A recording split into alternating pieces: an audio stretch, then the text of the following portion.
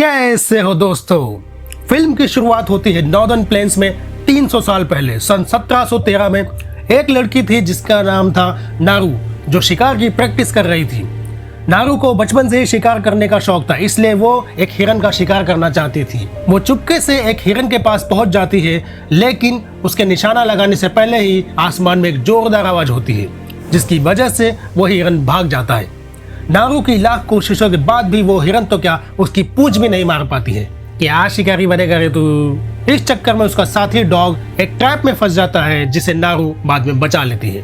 खैर, वो अभी भी खिसियानी बिल्ली की तरह अपने बाल नोच ही रही थी कि तभी उससे आसमान में वो जोरदार आवाज फिर से सुनाई देती है और वो आसमान में एक बड़ा सा स्पेसशिप देखती है। लेकिन चूंकि उसने कभी स्पेसशिप देखा नहीं था, इसलिए वो उसे थंडरबर्ड समझती है। थंडरबर्ड मतलब उल्कापिंड। अब थंडरबर्ड मतलब उल्कापिंड होते थे जो धरती के एटमॉस्फेयर में आकर जमीन से टकरा जाते थे। क्या आपने कभी थंडरबर्ड मतलब उल्कापिंड देखा है? अगर हाँ तो मुझे कमेंट करके बताना कि वो कैसा था। नारू अपने भाई ताबे के पास जाती है, जो एक बहुत ही अच्छा शिकारी था। वो उसे थंडरबर्ड के बारे में बताती है।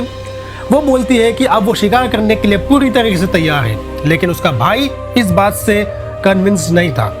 वो उसे बोलता है कि जाओ पहले उसका शिकार करो जो तुम्हारा शिकार करना चाहता हो। नारू अपने कबीले में वापस आती है, जिसे कोमाचे कहते थे।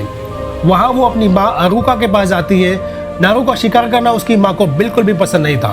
वो तो उसे एक अच्छी चिकित्सक बनाना चाहती थी, जिससे वो कबीले के लोगों का अच्छा इलाज कर सके। इधर अगले ही सीन में हम देखते हैं कि एक स्पेसशिप चला गया है और उसमें से एक एलियन प्रेडेटर धरती पर आया है, जो अपनी एडवांस टेक्नोलॉजी की वजह से अदृश्य हो जाता है। नारू जब कबीले में आती है तो उसे पता चलता है कि एक शेर उनके इलाके में आ गया है और उनका साथी भी गायब है। उसे मारने के लिए शिकारियों का एक झुंड, जिसमें ताबे भी था, वो निकलते हैं। वो अभी आगे बढ़ ही रहे थे कि तभी नारू भी उनको ज्वाइन कर लेती है। जंगल के किसी कोने में एक रैटल स्नेक एक चूहे का शिकार कर रहा था, लेकिन तभी वो प्रेडेटर को नोटिस कर लेता है, जो कि अदृश्य था। स्नेक उस पर हमला करता है, लेकिन प्रेडेटर उसे मारकर उसकी खाल निकाल लेता है। इससे पता चलता है कि प्रेडेटर कितना खतरनाक है। इधर नारू भी अपने दल के साथ आगे बढ़ते हुए अपने उस साथी को खोज लेती है जो बुरी तरीके से घायल था। चूंकि नारू एक अच्छी चिकित्सक थी, इसलिए वो जल्दी से जड़ी बूटियां लेकर उसके घाव में लगाती है और फिर उस घायल साथी को लेकर वो लोग वापस लौटते हैं। लेकिन ताबे उस शेर का शिकार करना चाहता था। नारू उसे बताती है कि जिसने उसके साथी पर हमला किया है वो शेर नहीं है, क्योंकि शेर अपने शिकार को नहीं छोड़ता है, वो कोई और खतरनाक जानवर है। लेकिन ताबे उसे जाने को बोलता है और खुद आगे बढ़ जाता है। लौटते समय नारू को एक सांप दिखाई देता है, जिसकी स्किन निकाल दी गई थी। यह वही सांप था जिसे प्रेडेटर ने मारा था। यह काम बिना किसी अच्छे औजार के हो ही नहीं सकता था, इसलिए नारू समझ जाती है कि कोई और भी है जो उनसे बेहतर औजारों का इस्तेमाल कर सकता है। उसका शक और पक्का हो जाता है जब वो बहुत ही बड़े पैरों के निशान देखती है, लेकिन उसके साथी उसे भालू के पैरों के निशान समझते हैं। इसलिए नारू अपने भाई को वार्न करने के लिए वापस जाती है। शेर का शिकार करने के लिए जब नारू और उसका साथी एक पेड़ पर चढ़े थे, तभी शेर उसके एक साथी पर हमला कर देता है और अब नारू का सामना होता है एक खूंखार शेर से, जो उस पर हमला करता है और नारू बेहोश हो जाती है। थोड़ी देर बाद जब नारू को होश आता है तो वो खुद को अपने कबीले में पाती है। उसकी माँ उसे बताती है कि शेर के हमले से वो घायल हो गई थी, इसलिए उसका भाई उसे यहाँ छोड़ के गया है और खुद शेर का शिकार करने के लिए आगे गया है। थोड़ी देर में ताबे उस शेर का कटा हुआ सिर लेकर आता है, जिसे देखकर उसका पिता बहुत ही खुश होता है और वो उसे कबीले का सेनापति बना देता है। नारू को बहुत ही बुरा लगता है कि वो शेर का शिकार नहीं कर पाई थी, लेकिन उसे अभी भी लग रहा था कि कोई बहुत ही बड़ा खतरा जंगल में है, इसलिए वो अगले ही दिन उसकी खोज में निकल जाती है। थोड़ी देर में उसे ग्रीन कलर का ब्लड दिखाई देता है, जो कि प्रेडेटर का ही था। इसके बाद हम देखते हैं कि एक भेड़िया एक खरगोश का शिकार करने के लिए उसके पीछे भाग रहा था, लेकिन तभी प्रेडेटर आ जाता है, जिससे भेड़िया उस पर हमला बोल देता है। प्रेडेटर का ब्लड भेड़िए के दांतों में लग गया था और वो दोबारा उस पर हमला करता है, लेकिन इस बार प्रेडेटर उसको मार देता है। प्रेडेटर उसको मारकर उसकी खोपड़ी ले जाता है, जो शायद उसकी जीत की ट्रॉफी थी। इससे हमें पता चलता है कि प्रेडेटर एक बहुत ही खतरनाक शिकारी है। इधर नारू, हे भगवान, खरगोश को मारने की कोशिश कर रही थी, लेकिन इससे तो वो भी नहीं मारा जा रहा था।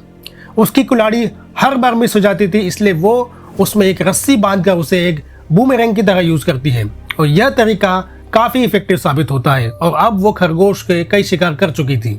उधर प्रेडेटर उस भेड़िए के सर को एसिड से गला देता है, जिससे सिर्फ उसकी खोपड़ी ही बचती है और फिर वो उसे अपने पास रख लेता है।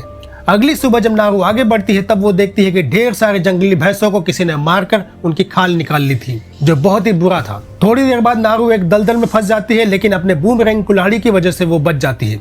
थोड़ी देर बाद वो एक भालू को देखती है तो वो उसका शिकार करने की कोशिश करती है, लेकिन भालू तो उसके पीछे ही पड़ जाता है। उससे बचने के लिए वो लकड़ियों के गट्ठर के बीच में छुप जाती है, लेकिन वो भालू उस गट्ठर के चारों ओर हमला कर देता है। लेकिन अचानक ही भालू हमला करना बंद कर देता है, क्योंकि वो प्रेडेटर की प्रेजेंस को सेंस कर लेता है और उस पर हमला बोल देता है। अब हम देखते हैं कि प्रेडेटर और भालू की जबरदस्त लड़ाई होती है, जिसमें भालू प्रेडेटर को घायल कर देता है, लेकिन प्रेडेटर भी उसे उठाकर मार देता है। उसके ब्लड से थोड़ी देर के लिए नारू उस प्रेडेटर को देख पाती है। नारू बहुत ही डर जाती है और पानी में कूदकर अपनी जान बचाकर भाग जाती है, लेकिन प्रेडेटर उसे देख लेता है। नारू जंगल में अभी घूम ही रही थी कि तभी उसके कबीले के कुछ लोग मिलते हैं, जिन्हें उसके भाई ने भेजा था उसे लाने के लिए। वो उन्हें बताती है कि उसने उस मॉन्स्टर को देखा है जिसने भालू को अपने हाथों से मार दिया था, लेकिन वो उसकी बात पर विश्वास नहीं करते हैं और वो उसे अपने साथ ले जाने की कोशिश करते हैं, लेकिन वो तो जाने से इनकार कर देती है और इस वजह से वे लोग उसे जबरदस्ती मार कूट कर बंधक बनाकर ले जाते हैं। उनकी यह हरकत प्रेडेटर अदृश्य होकर देख रहा था। जब वे लोग नारू को लेकर एक जगह पर रुकते हैं तभी प्रेडेटर एक साथी को अपने एरो से मार देता है और तब नारू को पता चलता है कि प्रेडेटर के पास ऐसे भी हथियार है जिससे वो अपने शिकार को दूर से भी मार सकता है। यहाँ वो उसका असली रूप भी देखती है, क्योंकि उसका सूट माल फंक्शन होने की वजह से ठीक से अदृश्य नहीं हो पा रहा था। वो एक एक करके उसके सारे साथियों को बड़ी बेरहमी से मार डालता है। अब वो नारू की तरफ देखता है, इसलिए नारू वहां से भाग जाती है, लेकिन थोड़ी ही देर में उसका एक साथी उसे झाड़ियों में छुपा लेता है। वो चुपके से एक तीर निकालकर निशाना लगाता है, लेकिन नारू देखती है कि प्रेडेटर की लेजर उसकी ही तरफ थी, इसलिए वो उसे लेकर भागने लगती है, लेकिन प्रेडेटर उसके साथी को बुरी तरीके से मार देता है और अब वो अकेली ही बची थी। भागते समय अचानक उसका पैर एक ट्रैप में फंस जाता है और वो बेबस हो जाती है। प्रेडेटर उसके पास आता है, लेकिन चूंकि उसके पास कोई हथियार नहीं था इसलिए वो उसे नहीं मारता है। तभी फ्रेंच शिकारी आ जाते हैं जो उसे कैद कर ले जाते हैं और उससे प्रेडेटर के बारे में पूछते हैं, लेकिन वो उन्हें कुछ नहीं बताती है, क्योंकि जिन्होंने बहुत सारे जंगली भैंसों को मारा था ये वही लोग थे। उन लोगों ने उसके भाई को भी पकड़ लिया था और इसलिए वे उन दोनों को एक पेड़ से बांध देते हैं, ताकि जब प्रेडेटर उन पर हमला करेगा तो ये उसको मार सकेंगे। लेकिन प्रेडेटर ने भी कच्ची गोलियां नहीं खेली थी, वो फ्रेंच के पीछे आकर उन सबको मार देता है। इधर ताबे उसे बताता है कि वो उस शेर को इसलिए मार सका था क्योंकि नारू ने उसे पहले ही घायल कर दिया था, इसलिए अब दोनों मिलकर इस प्रेडेटर से लड़ने का फैसला करते हैं। दूसरी तरफ प्रेडेटर का पैर एक ट्रैप में फंस जाता है और तभी फ्रेंच उस पर हमला कर देते हैं, लेकिन वो एक एक करके सभी को मार देता है और इसी बीच में नारू और ताबे दोनों वहां से बचकर निकल जाते हैं। नारू फ्रेंच के अड्डे पर जाती है और अपने कुत्ते को छुड़ा लेती है। यहाँ उसे घायल फ्रेंच भी मिलता है जो उसे गन चलाने का तरीका बताता है। थोड़ी देर में प्रेडेटर वहां आ जाता है, इसलिए वो घायल फ्रेंच मरने की एक्टिंग करता है।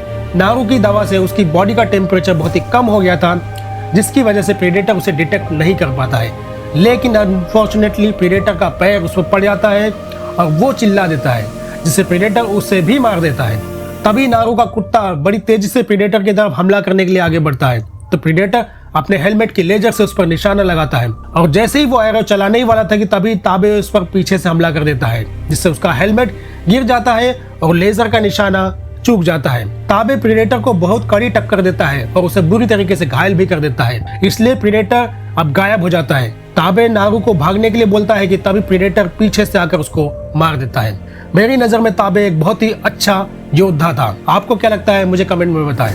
नारू ये समझ चुकी थी कि उसका सामना एक ऐसे दुश्मन से हुआ है जो टेक्नोलॉजी में और ताकत में उससे कहीं ज्यादा पावरफुल है, इसलिए उसे हराने के लिए उसे एक जाल बिछाना होगा। तभी उसे फ्रेंच गिरोह का सरदार मिलता है जिसने उसके भाई को घायल किया था। वो उसे लेकर बीच जंगल में आती है और रात को आग जलाती है ताकि प्रेडेटर उससे अट्रैक्ट होकर वहीं पर आए। इसी बीच में वो अपनी दवा खा लेती है, जिससे उसकी बॉडी का टेम्परेचर कम हो जाता है और प्रेडेटर उसे देख नहीं पाता है। जब प्रेडेटर उस फ्रेंच सरदार को मार रहा होता है, इसी बीच नारू ठीक उसके सर के पीछे से गोली मार देती है, जिससे उसका हेलमेट नीचे गिर जाता है। उसे पता था कि प्रेडेटर के तीर उसके हेलमेट में लगे लेजर का पीछा करते हैं, इसलिए वो उसके हेलमेट को लेकर भाग जाती है। अब वो दूसरी जगह एक और जाल बिछाती है, जहां वो प्रेडेटर के हेलमेट को एक खास जगह पर फिट कर देती है। तभी प्रेडेटर खून के निशानों का पीछा करते हुए वहां आता है, लेकिन वो देखता है कि वो खून तो एक कटे हुए पैर से निकल रहा था, यहाँ नारू और प्रीडेटर के बीच में बहुत ही एपिक लड़ाई होती है, जिसमें वो प्रीडेटर का एक हाथ तक काट देती है। वो लड़ते हुए प्रीडेटर को एक दलदल में गिरा देती है, जिससे प्रीडेटर बेबस हो जाता है और फाइनली वो अपने एरो को उससे टारगेट करता है। यही तो नारू का प्लान था। दरअसल नारू उसे वहीं लाना चाहती थी जहां उसने हेलमेट की लेजर बीम को प्रीडेटर के हेड की तरफ सेट कर रखा था। जैसे ही प्रीडेटर एरो को शूट करता है, तभी वो एरो घूमकर सीधे प्रीडेटर के ही सर में घुस जाता है और वो मारा जाता है। And it's a jackpot. Naru predator के सर को लेकर अपने कबीले में जाती है और एक वॉरियर की तरह उसका सम्मान होता है, जो हमेशा से वो चाहती थी। भाई नारू ने तो प्रीडेटर को अपनी सूझबूझ से ठिकाने लगा दिया। बड़ा आया प्रीडेटर कहेगा। यह मूवी कथा आपको कैसी लगी मुझे कमेंट में बताना। अगर आपके अंदर भी एक ऐसा वॉरियर है तो इस वीडियो को लाइक करना और इस चैनल को सब्सक्राइब करना। मैं मिलूंगा एक नई मूवी कथा के साथ, आपका दोस्त नरेंद्र। तब तक के लिए बाय बाय, जय श्री राम।